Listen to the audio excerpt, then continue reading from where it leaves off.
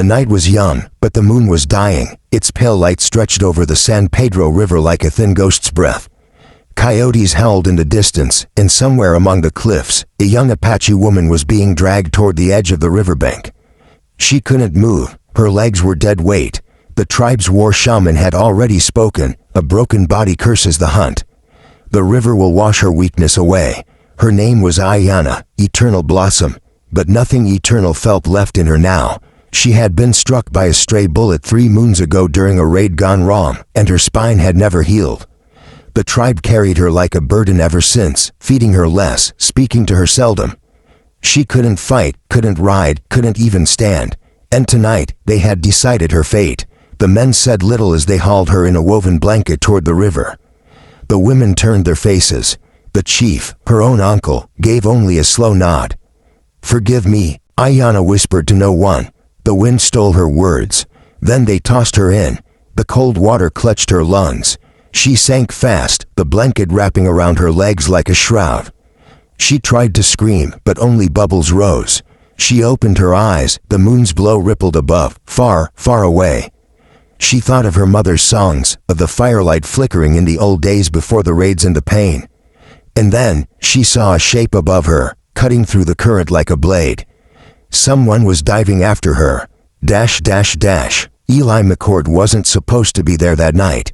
He'd been riding north after a cattle drive gone sour, 3 men short and 1 bullet wound in his shoulder. He'd made camp by the river, his horse tethered and his fire low. The whiskey in his flask was near gone when he heard the splash, a heavy, deliberate sound, not the kind a fish makes. He'd seen enough men drown in his life to know when it wasn't an accident. He stripped off his duster and gun belt, and without a second thought, dove in. The current was colder than a preacher's eyes, and the moonlight barely reached below the surface.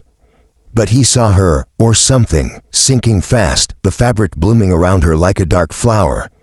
He kicked hard, grabbed her under the arms, and pulled her up toward the surface. She was light, too light, and limp. Her head lolled back, black hair trailing like riverweed.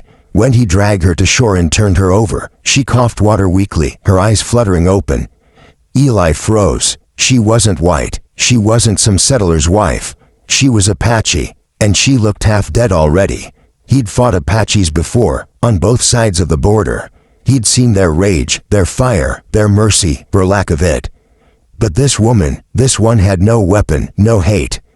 Only pain and confusion. "Easy now," he muttered, turning her head to the side so she could breathe. "You're all right, girl. You're all right." Her lips moved. He leaned closer, catching fragments of her tongue. Why save me?" Eli looked back toward the dark tree line. "Reckon no one else was gonna." He carried her to his camp, wrapping her in his blanket and setting her near the fire. When he tried to give her water, she turned her face away. "They'll come back," she whispered hoarsely. "You shouldn't have done it." "Done what?" "Saved me." Eli sat down, rubbing his temples. "Lady, you got a funny way of thanking a man." But she didn't smile. Her eyes were sharp even in weakness. "My tribe believes I'm cursed. You touched me. You'll share that curse now." He chuckled, though something in her tone made his skin crawl. "Darlin', I've been cursed since I learned to hold a gun. You just get some rest." By dawn, her body was trembling. Fever, he guessed. He tried to get her to eat, but she couldn't lift her hands properly. It hit him then, her legs hadn't moved once. "You can't walk?" he asked quietly. She shook her head. "Bullet took my legs last winter." Eli exhaled. Well, hell, he'd seen the army leave their own behind for less. But this, throwing her into a river, that wasn't cruelty, that was ritual. "Fear, name's Eli," he said, feeding the fire. "Eli McCord, Ayana," she whispered. "It means blossom." He smirked faintly. "A blossom in a dust storm, huh?" She didn't answer. Her eyes drifted toward the river, the same river that had tried to take her. 3 days passed. Eli built a small shelter under the ridge, far from the tribe's path. He made a stretcher from branches and carried her to higher ground. He caught fish, boiled roots, kept her alive. Each night, she seemed torn between gratitude and guilt.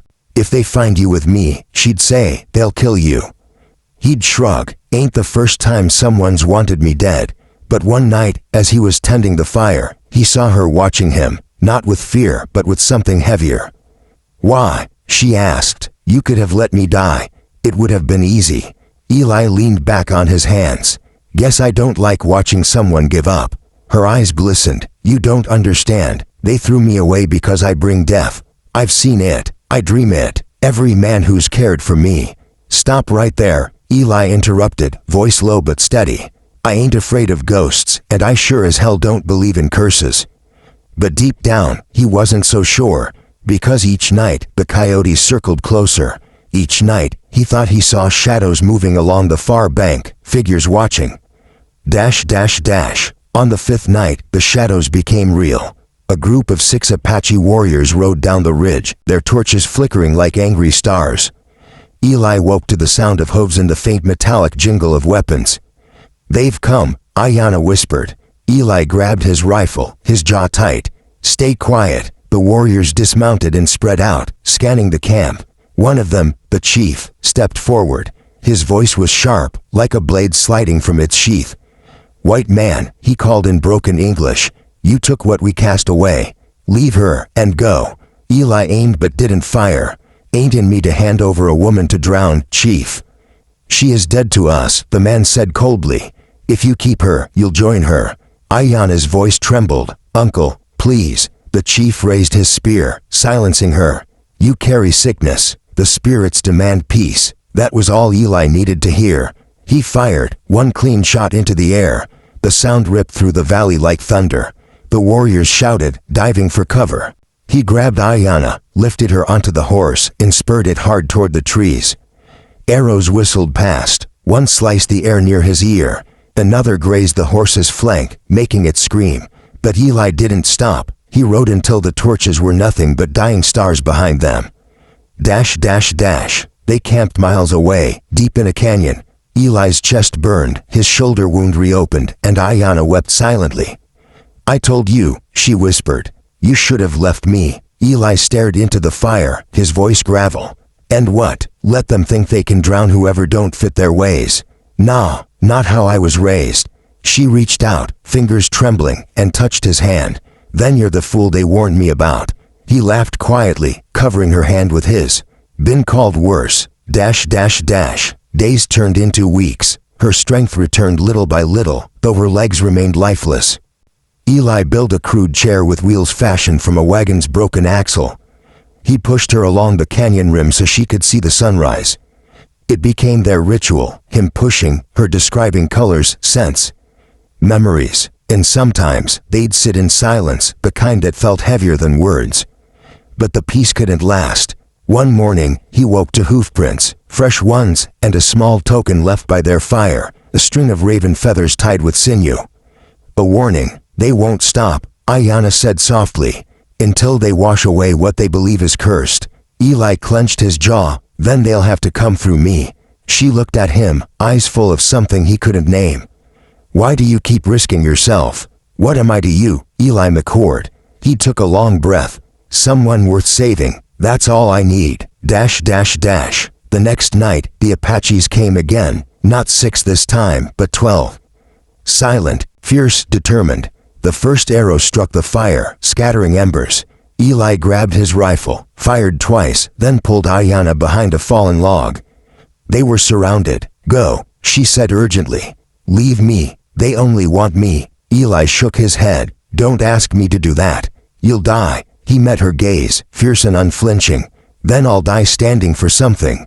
The fight erupted, arrows flying, gunfire flashing in the dark.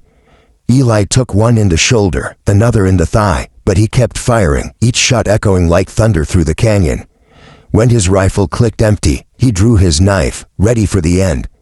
Then came a sound none expected, a roar from the cliffs above.